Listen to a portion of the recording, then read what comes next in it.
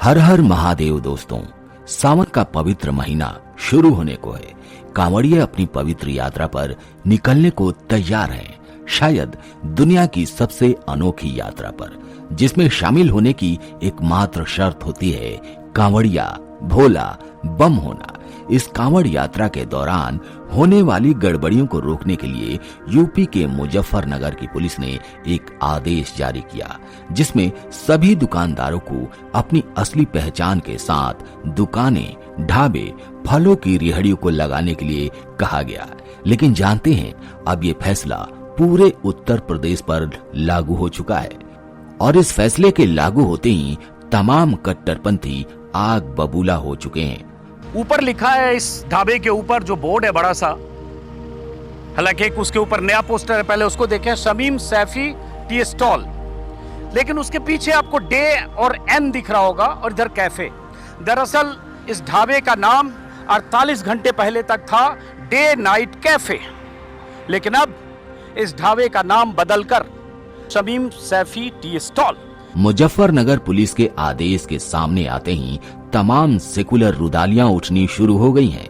असदुद्दीन अवैसी उसे नाजीवाद से जोड़ने लगे तो अखिलेश यादव किसी और चीज से, मोहम्मद जुबैर जैसे वामपंथी कांग्रेसी इकोसिस्टम के झूठ फैलाने वाले कथित फैक्ट चेकर इस आदेश को धार्मिक भेदभाव कर लोगों को भड़काने की कोशिश में जुट गए हैं। इसी बीच आवाज आई पूर्व केंद्रीय मंत्री बीजेपी नेता मुख्तार अब्बास नकवी की, जिन्होंने इसे अस्पृश्यता से जोड़ दिया है। मुख्तार अब्बास नकवी ने एक्स पर लिखा, कुछ अति उत्साही अधिकारियों के आदेश हड़बड़ी में गड़बड़ी वाली अस्पृश्यता की बीमारी को बढ़ावा दे सकते हैं। आस्था का सम्मान होना ही चाहिए, पर अस्पृश्यता का संरक्षण नहीं होना चाहिए। जन्म जात मत पूछिए, का जात अरुपात, रैदास पूत सब प्रभु के, कोई नहीं जात कुजात। अब नकवी साहब ने बात तो कह दी, लेकिन वो शायद भूल गए कि वो कांवड़ यात्रा पर सवाल उठा रहे हैं और आस्था को अस्पृश्यता से जोड़ रहे हैं।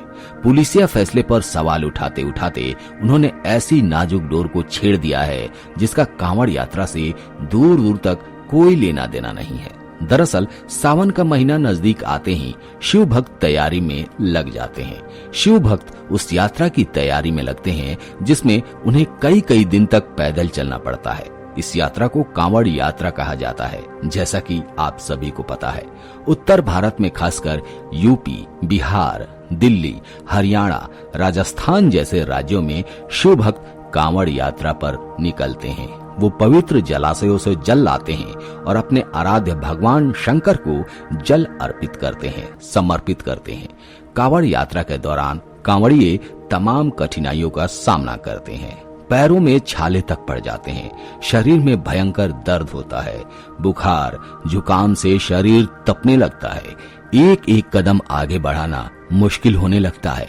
हालांकि इन्हीं रास्तों पर इन शिव भक्तों की खूब आओ भगत भी होती है।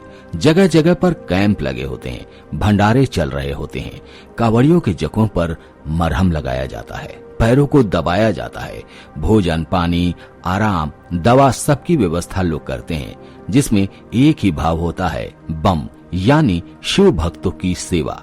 ये सेवा उन्हें महादेव से जोड़ती है और जो माध्यम बनते हैं कांवड़िए, वो मांझी भी होते हैं, पासवान भी होते हैं, सिंह भी होते हैं, गहलोत भी होते हैं, ब्राह्मण भी होते हैं, क्षत्रिय भी होते हैं, इनमें गुर्जर भी होते हैं, इनमें जाट भी होते हैं, इनमें एससी वर्ग के लोग होते हैं, कुछ ओबीसी होते हैं, जनरल होते हैं, तो कुछ शौकिया मुस्लिम होते हैं, सिख होते हैं, क्रिश्चियन होते हैं।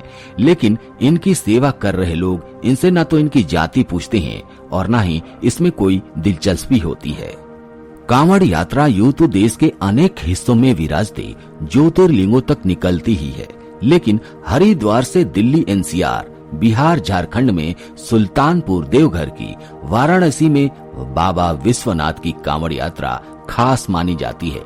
इस दौरान प्रशासन भी इनकी सेवा में लगा होता है। यूपी, उत्तराखंड जैसे राज्यों में कांवड़ियों का अब स्वागत होने लगा है। सरकार उनके ऊपर पुष्प वर्षा भी करती है, वरना एक समय ऐसा होता था जब कांवड़ियों को हरिद्वार से दिल्ली और फिर हरियाणा पहुंचने में तमाम दिक्कतों का सामना करना पड़ता था।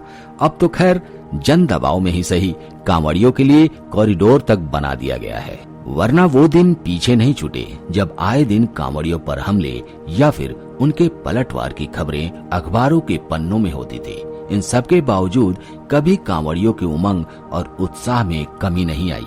ये बात अलग है कि उन पर सवाल उठाने वालों की कोई कमी नहीं रही। अब तो बकायदा कांवड़ यात्रा को हिंदुत्व और राजनीति से जोड़कर कांवड़ियों को राजनीतिक निशाना बनाया जाने लगा है। अगर आपको यकीन नहीं आ रहा तो इन नेताओं की टाइमलाइन एक बार जरूर देखिए। पर इन सब बातों को ध्यान दिलाते हुए सिर्फ इतना ही कहना चाहेंगे कि भोले के भक्तों को राजनीतिक और सामाजिक अस्पृश्यता से मत जोड़िए, क्योंकि कांवड़ यात्रा में न तो कोई अगड़ा होता है, न कोई पिछड़ा होता है, कोई स्वार्थी नहीं होता, कोई विधर्मी नहीं होता। अगर कोई हर तरफ दिखता है तो वो सिर्फ बाबा भोले के भक्त होते हैं, बम होते हैं, वो खुद भोला होता है। दोस्तों, सरकार के इस फैसले पर आपके क्या विचार हैं? कमेंट करके जरूर बताइएगा। हमें तो लगता है कि आपको नाम बताने में क्या शर्म है। आप अपना नाम बताकर अपना दुकान खोलिए, सामान बेचिए, भला इसमें क्या दिक्कत है। आप शांति व्यवस्था बना कर रखिए और आप सभी बोलिए जय भोलेनाथ, जय सनातन।